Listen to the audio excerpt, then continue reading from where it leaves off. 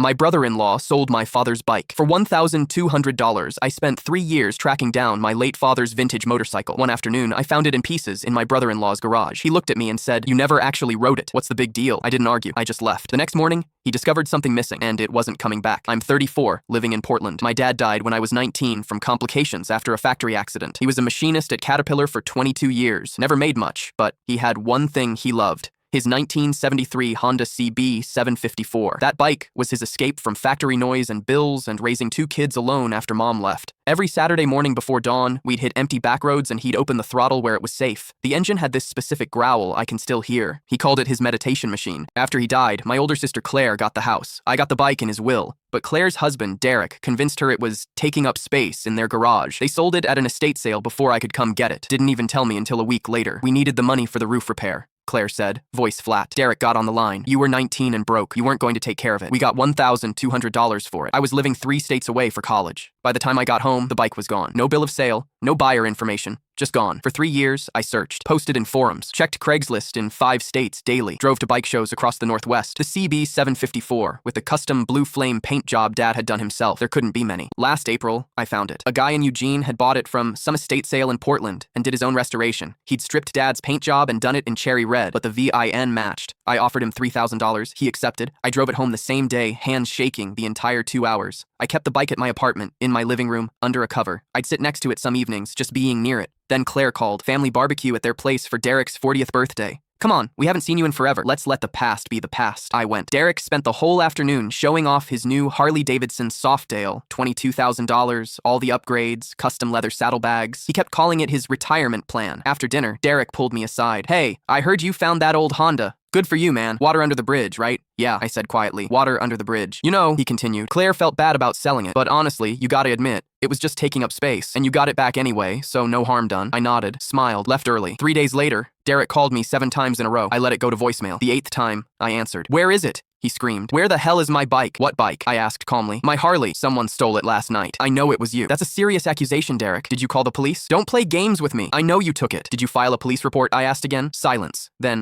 "No. I wanted to talk to you first." "Interesting. Well, I didn't take your bike, Derek. But if I were the kind of person who'd take something without asking, maybe I'd sell it at some estate sale. Maybe get $1,200 for it. Or maybe more, since it's worth $22,000. More silence. "Maybe," I continued, "I'd think it was no big deal because you could always just buy another one, or track it down over 3 years if you really cared." "You can't do this," he whispered. "That bike was just taking up space," I finished. "Water under the bridge, right?" I hung up. Derek filed a police report, told them he suspected me. I had an airtight alibi. Security footage from my apartment showing I never left that night. His Harley never turned up. I still have Dad's bike in my living room. Derek doesn't make eye contact anymore.